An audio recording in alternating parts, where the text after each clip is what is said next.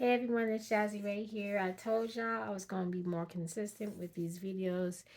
Y'all see the title, read it. Yeah. Before I even get into you know,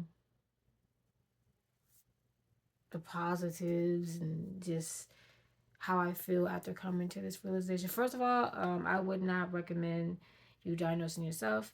Um, take your own advice. But if you can, talk to a psychiatrist, so you get the proper diagnosis and stuff like that with any um, mental health disorder or mood disorders or attachment things like that. Talk to a therapist. Um, yeah. But I fully believe that I am a anxious avoidant. There are different types of avoidance styles.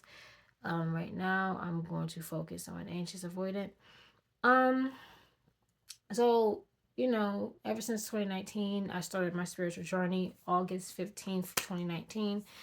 And ever since then, I kind of been on this kick, Jazz, what is wrong with you? And I know that's negative to say something's wrong because nothing is wrong. But this is how I thought. So at first, I thought I was a narcissist. I have narc traits, but I'm not that. Then for a few years I thought I was BPD, aka borderline. I had borderline personality disorder. And the reason why I thought that is because I was split, and um my attachment styles, my relationships were kind of all over the place and things like that. And when I say relationships, I'm not just talking about dating, I'm talking about with friendships. But then I remember back in 2019, I had a friend, and I was only friends with her for about 9 months. And her attachment style was she, if I had to diagnose her myself, she portrayed signs or symptoms of borderline personality disorder, because this girl and I had my ex friend and I, we had a codependent relationship where I was the favorite person. And she was split on me all the time. And then the same, once she'll come down and rationalize everything, she'll come back. Um, I don't do that. When we ended our friendship, and mind you, she was the one who ended our friendship. She came back. She came back. Okay. And for me personally, unless I wanted to work out a situation because I personally didn't like how the situation ended on my end, and I will reach, send the olive branch, and if they accept it, they accept it. If they don't, that's okay too. That's one thing. But I'm not one to go back. If you're cut off, you're cut off, unless, like I said, if it's something personal, um something within the connection that's maybe we kind of, maybe we could work it out, you know what I'm saying? But if it's something I don't want to work out, goodbye. There's no need to have a conversation. And it used to be a point where if there was a falling out, I would want an explanation, because if I was the one that was doing the cutting off, I will give you that explanation. But what I've learned is that sometimes an explanation is not needed, especially when the person is not good for you anyway. Um, and I saw a video on TikTok where she said, as you are going through your healing, you tend to be more meaner. It seems like you're more meaner. And it seems like you lack the empathy. And it's like, that's not necessarily what it is. It's just that I'm not going to pour energy into something that's not suited for me or that is harmful for me. And I'm more stricter on my boundaries. So if I set boundaries and you think I'm a bitch for it, then I'll let you think that. And now it's like I don't care. Like, you can just, 9 times out of 10, like, if you're cutting me off. I already cut you off. So you can do what you want at this point, you know. But another part of my avoidance is what I'm working on is when I get that feeling that I want to cut a person off simply because they're no good for me, I have this tendency to where I want it to end in a peaceful way to where you go one way and I go my way and there is no fight. So, but it needs to be said, Jazz. Like, girl, you gotta start letting people know. But at the same time, you know, you don't have to go into detail about it. I mean, you can, you know, if they want an explanation, you can give them that. But I know me personally, and nowadays when people are like, Jazz, I don't care. I don't care. Um, you gotta do what's best for you at the end of the day, and I have to do what's best for me. So, um, because sometimes it's just if you're doing toxic stuff, I just feel like there's no explanation that's needed. If I'm constantly telling you over and over that you gotta stop doing this, you gotta stop doing that, you're overstepping boundaries. If I have to keep repeating myself to you, or if they have to keep repeating themselves to me, then when the cutoff happens, there's no need for a conversation. It just seems pointless. But that's just me though. But I used to be that person, and now I'm not that person anymore. Or at least I'm trying not to be that person anymore. Um, but I thought I had BPD, and I do have attachment issues, but not necessarily that I cling on to people. I don't. I was a loner for years. I only had like as a teenager, I had one friend. When I was a child, I will hang out in groups of like girl groups, but I felt alone. I just I don't know. And a lot of it was due to insecurities. I was a tomboy, and the girls would want to hang out, and I'm like, I don't fit in with y'all. Like, why y'all want to hang out with me? So I remember I was in a girl group. This girl group, we called ourselves the Cheetah Chatter because it was dedicated to the Cheetah Girls. I know, corny. I know. I'll even say their names in this video. Alexis, rest in peace to Alexis. Chriselle, Lashnique, Rogine, and Krishana, but Krishana left. She left. Anyway, it was like I guess technically it was 6 of us, but 5 of us, because one girl left, and because of the religion I was a part of, I was told I couldn't be friends with them anymore. I was told I couldn't be friends with them anymore because they were worldly, and I was trying to find every excuse in the book to not be their friends anymore. So I just self-sabotaged the friendship. Now, granted, I have to take it easy on myself when it comes to that because we were just little kids at that time. But that's the type of stuff I would do. I would just kind of just instead of just being mature enough to confront the situation and speak my piece and just be out, you know, whether they respected it or not, I would self sabotage when guys would talk to me. Now, don't get it twisted. There were some dudes I met that deserved to be ghosted. They deserved the rudeness. They deserved it, okay? Because they didn't have good intentions to begin with. But for the guys that did have the best intentions, because there was no attraction there, whatever the case may be, um, sometimes I would like force it because I didn't want to hurt their feelings, or sometimes I would be mean to them. Even to the F boys, I'll be mean to them just so they wouldn't like me anymore.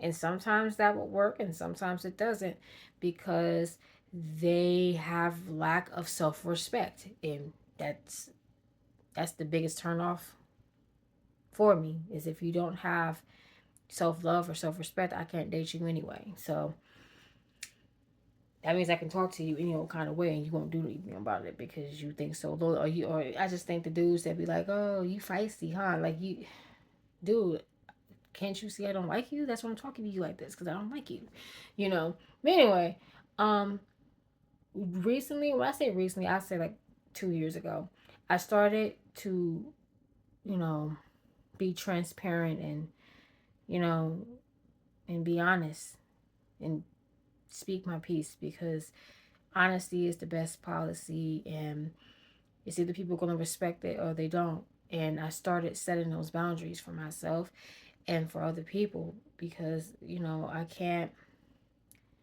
feel like self love, boundaries is self love and it's self respect, and it's also love in general. Um, and I'm tired of running when shit gets heavy. This marks 15 years since I've tried to self unalive, and it's been 7 years since I had the thought. I spit a little bit. I had the thought of self deletion.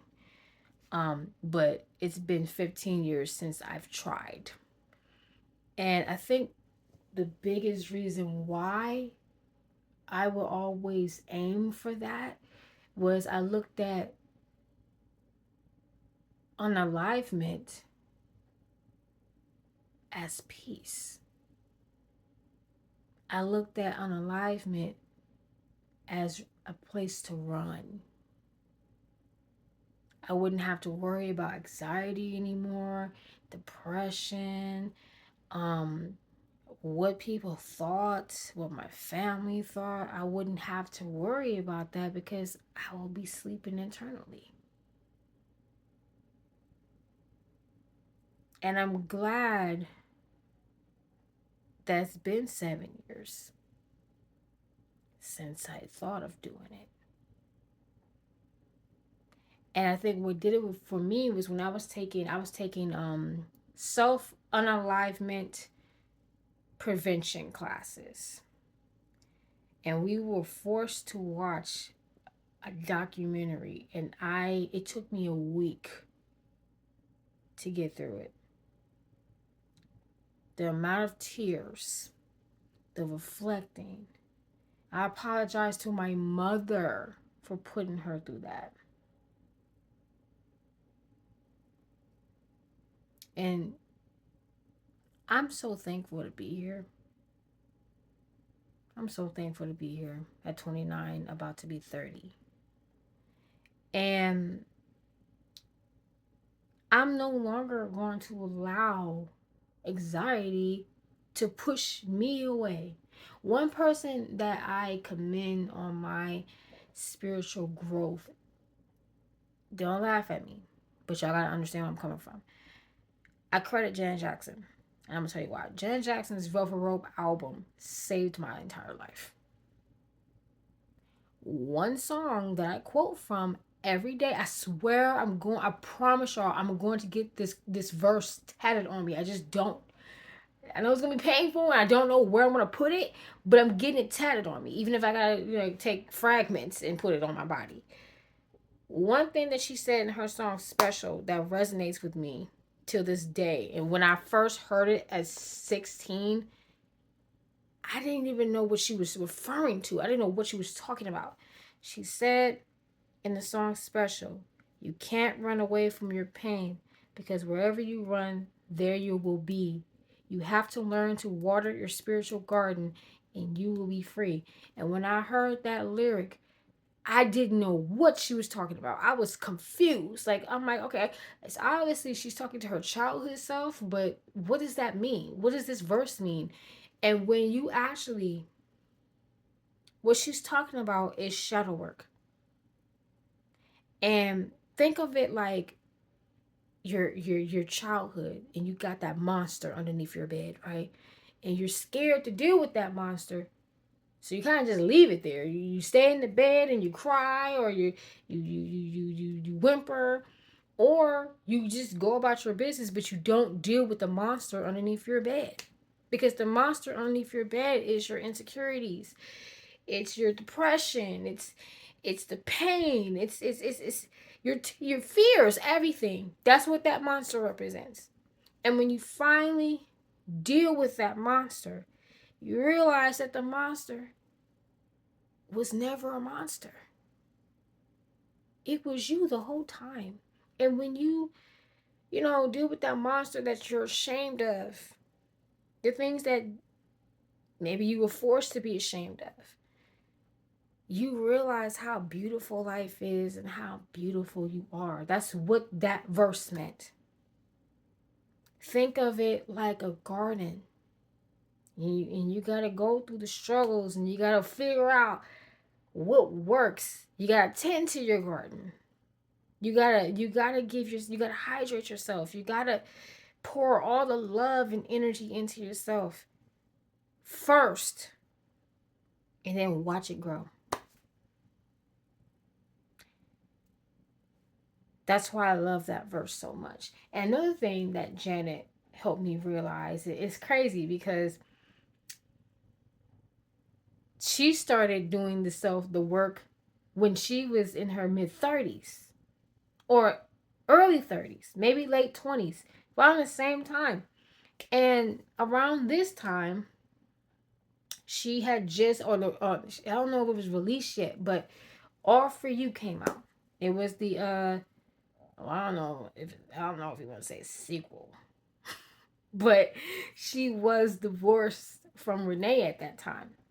And she did this interview with Much Music. And, she was talking about the divorce and everything else. And the interviewer asked her, how do you have that courage to get back out there and to just date again and love again? Like how do you find that courage? How do you get back? How do you do that? And she said, because you can't let that get to you.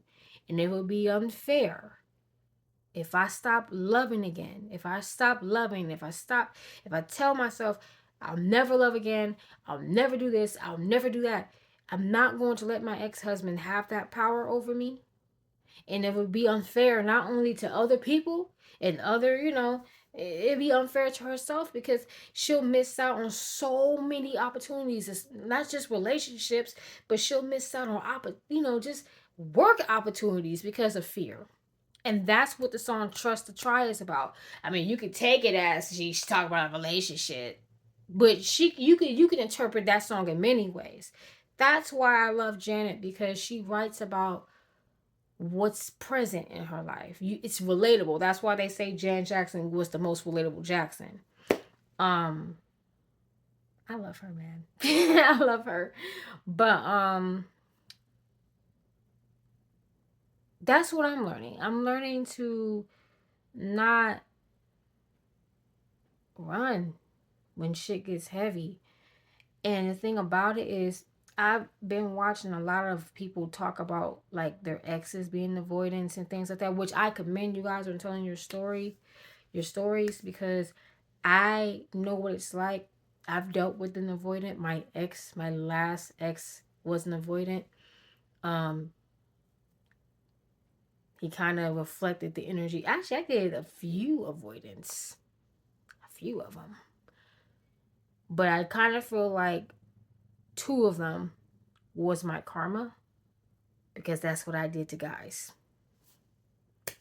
So, when you think about it, those two relationships, you get avoidant and avoidant together, you think it would work, but no, no, I don't think that's the case.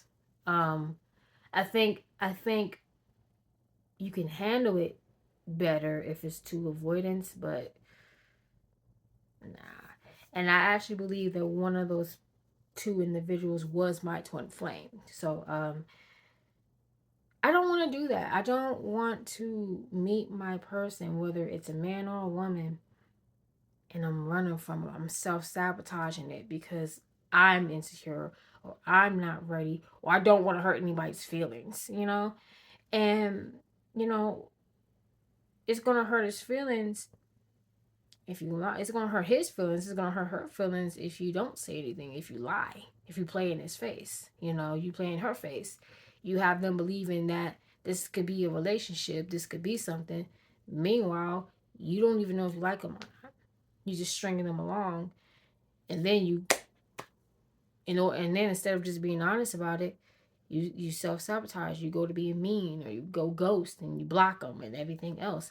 And that's not the cool thing to do. So it's best to just tell the truth, because honesty is the best policy. And one thing about avoidance is it is curable. All you gotta do is work at it. That's it. Um, I don't want to do that anymore, and I don't want to run away from opportunities. I feel like it's a lot of things that I could have done earlier in life, but because of my self doubt and everything else, and just focusing on the wrong things, I didn't take the opportunity. But I also believe that things happen for a reason, um, and I would do believe in divine timing. So when you get when you get that calling to do something, you have to do it right then and there. Even if it's like keep ringing in your head, like do this, do this. That's the universe telling you do this, do this. Like what are you waiting? Like, I'm gonna keep doing this until you get it. So stop being scary. I'm working on it, but I'm no longer scared of that monster underneath the bed. Um, I'm taking everything head on. I'm tackling everything like a what is it, a running back, a quarterback. I'm tackling everything head on. And if I get respect for it, I get respect. If I don't, that's cool too. As long as I'm cool with it, that's really all that matters. Um, but that's all I want to say. 21 minutes, because last video was like what, almost 50 minutes.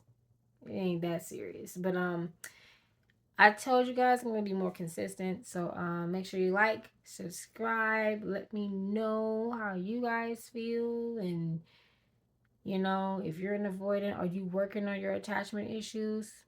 Let me know. And I will talk to you guys later. Bye.